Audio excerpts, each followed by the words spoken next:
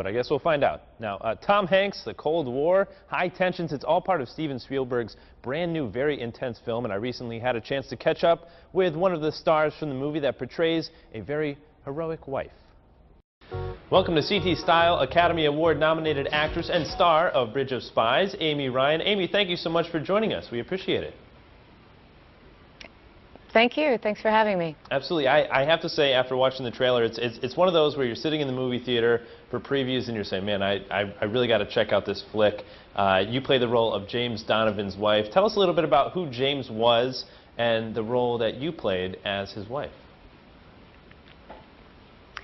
James Donovan is based on a real person who was an insurance lawyer from Brooklyn, who was assigned the case, a case that no one else wanted, to defend Rudolph Abel, a suspected spy.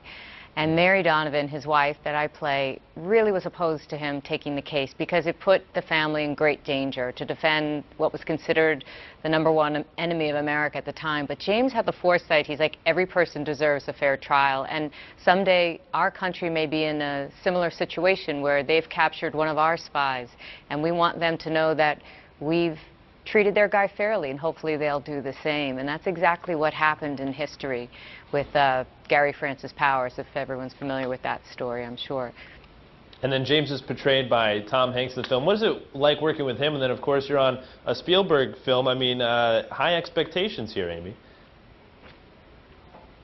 High expectations, and certainly your expectations are easily met when you have a film directed by Steven Spielberg and you get to act opposite Tom Hanks.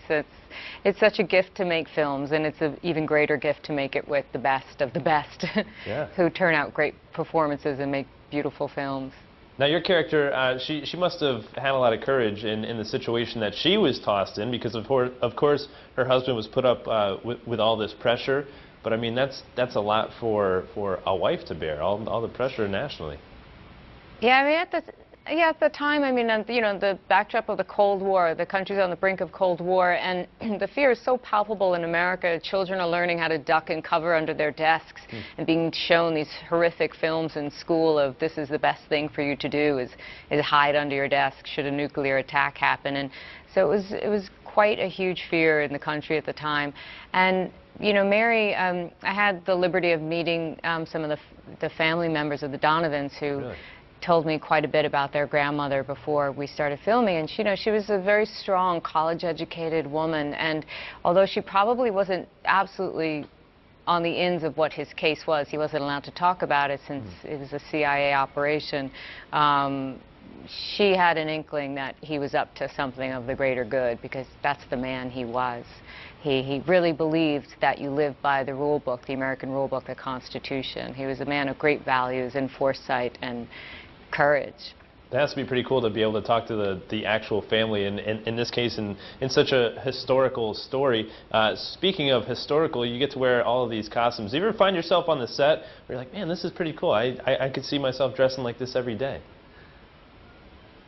Yeah, it would be beautiful to have men wear hats every day and women in tailored clothing. I mean, when you do a period film, and especially to have such a talented designer as we had, that you just drop in instantly. There's no, I mean, for me, there's no resemblance to myself or my own jeans and T-shirt that I came to work in that day, and you're transported instantly into another world, and it doesn't feel like you're playing dress-up costume. It feels like you've somehow been dropped in a time machine into New York in the late 50s. Wow.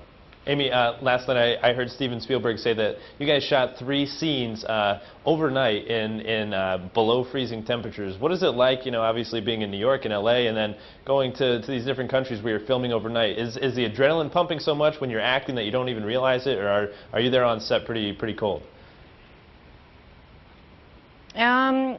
Yeah, I think he might have been talking about Berlin, which is, I did not go to Berlin for this film, but I have acted in below freezing temperatures, and you try to figure little, you know, you're drinking endless cups of tea all night and imagining you're off in Hawaii somewhere in your mind to stay warm. It is a little bit of a mind over matter trick, but you know, and you all huddle around the one heater to stay warm. But you do it because you love the story. It's for the story, and hopefully you love the story and you love the film. Absolutely. Amy, thank you so much for joining us again. Bridge of Spies, the movie looks excellent. You guys have to check it out. It's in theaters October 16th. Amy, have a great day.